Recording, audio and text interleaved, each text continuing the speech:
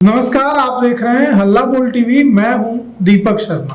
बांकीपुर से प्रशांत किशोर का लड़ना तो तय है, लेकिन भारतीय जनता पार्टी किसे उम्मीदवार बनाएगी, इस पर सबकी नजरें टिकी हुई है। हम आपके लिए एक बड़ी खबर लाए हैं। संजय मयूख का नाम सबसे आगे है दौड़ में।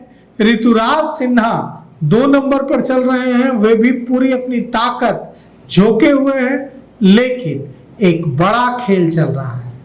जो वहां से लगातार विधायक बनते आए, 5 बार विधायक बनते आए, भारतीय जनता पार्टी के राष्ट्रीय अध्यक्ष बन चुके नितिन नवीन न संजय मयूख के लिए बैटिंग कर रहे हैं, न ऋतुराज सिन्हा के लिए बैटिंग कर रहे हैं। वे पूर्व डीजीपी के लिए बैटिंग कर रहे हैं। पूर्व डीजीपी आलोक राज को टिकट दिलवाना चाहते हैं नितिन नवीन।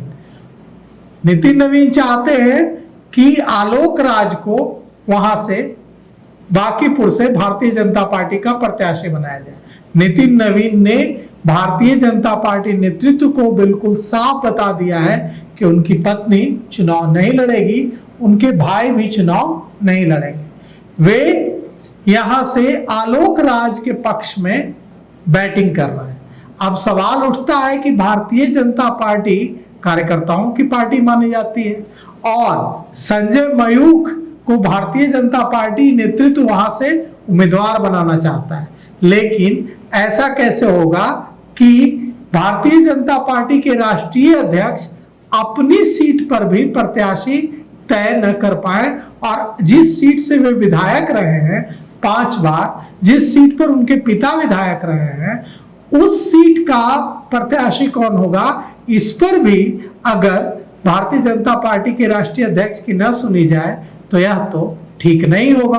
भारतीय जनता पार्टी नेतृत्व को यानी अमित शाह और नरेंद्र मोदी को भी यह बात अच्छी तरह पता है कि कम से कम उस सीट पर नितिन नवीन की राय तो लेनी ही पड़ेगी। भले ही नितिन नवीन अध्यक्ष हैं, लेकिन इतने मजबूत अध्यक्ष नहीं हैं कि अमित शाह और नरेंद्र मोदी के इशारे को नजरअंदाज कर सके। नितिन नवीन आ रहे हैं कल पटना में रहेंगे।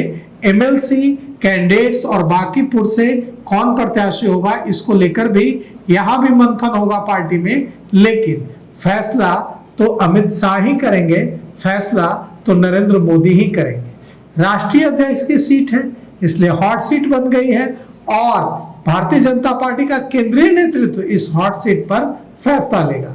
प्रशांत किशोर ने चुनाव लड़ने का संकेत देकर इस हॉट सीट को और हॉट कर दिया है।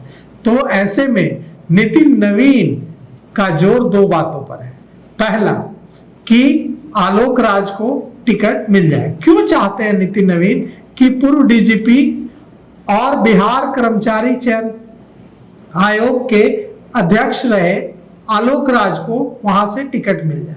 आलोक राज और नितिन नवीन के बीच के रिश्ते पारिवारिक हैं और दोनों एक दूसरे को बेहद पसंद करते हैं, एक दूसरे का साथ देते आए हैं। ऐसे में कोशिश है नितिन नवीन की कि आलोक राज गैर राजनीतिक व्यक्ति हैं। अगर वे यहां से चुनाव जीतते हैं तो बाद में फिर कभी अगर उन्हें अपने परिवार से किसी को चुनाव लड़ाने की इच्छा हुई तो दिक्कत नहीं आएगी। एक यह है।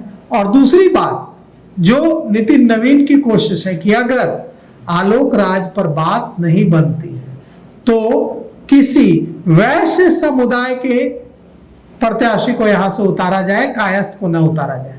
भारतीय जनता पार्टी को इसमें दिक्कत है, क्योंकि भारतीय जनता पार्टी यह समझती है कि एक ही सीट है जहां से कायस्थ विधायक चुनकर आता है और कायस्थ भारतीय जनता पार्टी का पूरे देश में कोर वोटर माना जाता है। तो भारतीय जनता पार्टी कायस्थ बहुल सीट से कायस्थ उम्मीदवार न देकर कायस्थों की नाराजगी नहीं झेलना चाहती, क्योंकि बिहार विधानसभा में भारतीय जनता पार्टी के पास एक ही कायस्थ है, विधायक नितिन नवीन, जो अब राष्ट्रीय अध्यक्ष बन चुके हैं। मतलब अब कायस्थ विधायकों की संख्या भारतीय जनता पार्टी में 0 हो गई है बिहार में। तो ऐसे में कायस्थ विधायक फिर से इस क्षेत्र से चुन कर लाना चाहती है भारतीय जनता पार्टी, और इसीलिए संजय मयूख का नाम सबसे आगे चल रहा है। लेकिन कोशिश तो कर रहे हैं ऋतुराज सिन्हा भी।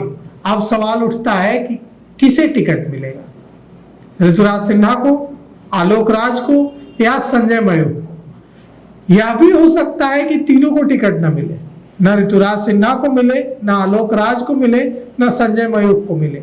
वैश्य समुदाय के किसी व्यक्ति को टिकट दिलवा दे, क्योंकि वैश्यों की भी वहां बड़ी आबादी है बांकीपुर में। तो बहुत सारा खेल चल रहा है।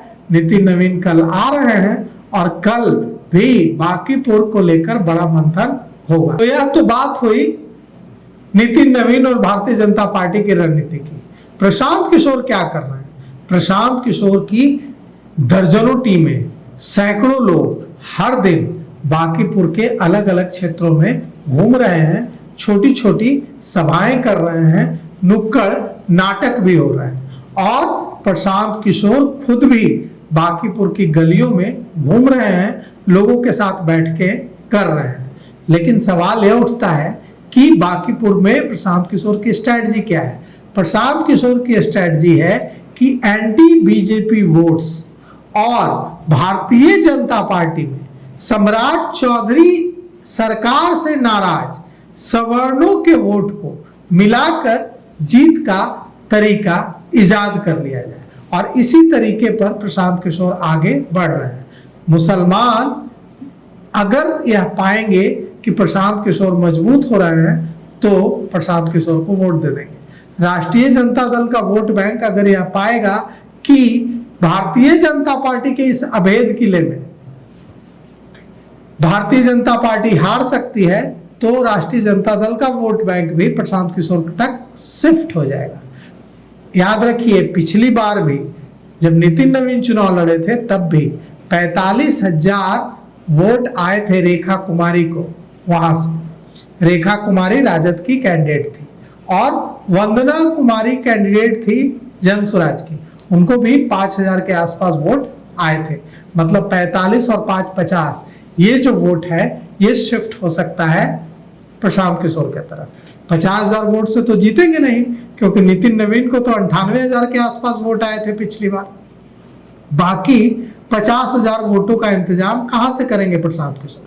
तो सम्राट चौधरी के मुख्यमंत्री बनने के बाद कहीं न कहीं जो भारतीय जनता पार्टी के पक्ष में पूरी तरह गोलबंद रहने वाला सवर्ण था, सवर्ण जातियां थी, भूमिहार, राजपूत, ब्राह्मण, कायस्थ, ये नाराज है। और ये नाराजगी भारतीय जनता पार्टी को भारी पड़ सकती है बांकीपुर में। ये वोट गोलबंद हो सकता है और प्रशांत किशोर इसी ढर्रे पर काम ही कर रहे हैं। बांकीपुर में एक सभा की उन्होंने, और उस सभा में प्रशांत किशोर ने क्या कहा? प्रशांत किशोर कह रहे हैं कि ये रेफरेंडम मान लीजिए, बांकीपुर चुनाव हार जाने या जीत जाने से न भारतीय जनता पार्टी की सरकार बन जाएगी, न भारतीय जनता पार्टी की सरकार गिर जाएगी, न राजद की सरकार बन जाएगी। इसे रेफरेंडम मानिए कि आप प्रधानमंत्री नरेंद्र मोदी को यह बताना चाहते हैं कि आप सम्राट चौधरी सरकार से खुश नहीं है। मतलब प्रशांत किशोर सम्राट चौधरी से जो नाराजगी है उसको भुनाना चाहते हैं और उसके जरिए चुनाव जीतना चाहते हैं। और सच ये है कि भूमिहार, ब्राह्मण, वैश्य जो कोर वोटर है भारतीय जनता पार्टी का, वो सम्राट चौधरी के मुख्यमंत्री बनने से नाराज है। वैश्य, ब्राह्मणों और भूमिहारों को तो नहीं उम्मीद थी कि उनकी जाति से मुख्यमंत्री बनेगा, लेकिन वैश्यों को बड़ी उम्मीद थी कि उनकी जाति से कोई मुख्यमंत्री बिहार में हो सकता है। धर्मशिला गुप्ता का नाम चल रहा था, दूसरे वैश्य समुदाय के नेताओं का नाम चल रहा था। सुशील मोदी के साइडलाइन होने के बाद से वैश्य समुदाय कहीं न कहीं उपेक्षित महसूस कर रहा था बिहार में। ऐसे में लग रहा था कि वैश्य समुदाय से मुख्यमंत्री बनाकर भारतीय जनता पार्टी वैश्य को खुश कर सकती है। लेकिन भारतीय जनता पार्टी ने सम्राट चौधरी को मुख्यमंत्री बनाया है, तो वैश्य इसका बदला ले सकते हैं चुनाव में। भूमिहार, ब्राह्मण, राजपूत, कायस्थों का एक दड़ा और वैश्य और जो आरजेडी का वोट बैंक है। ये सब गोलबंद अगर हुआ तो भारतीय जनता पार्टी को वहां हार का मुंह देखना पड़ सकता है और प्रशांत किशोर के हाथ जीत लग सकती है। जो लोग ये कह रहे हैं कि बांकीपुर में भारतीय जनता पार्टी हार नहीं सकती, उन्हें शायद गोरखपुर याद नहीं है।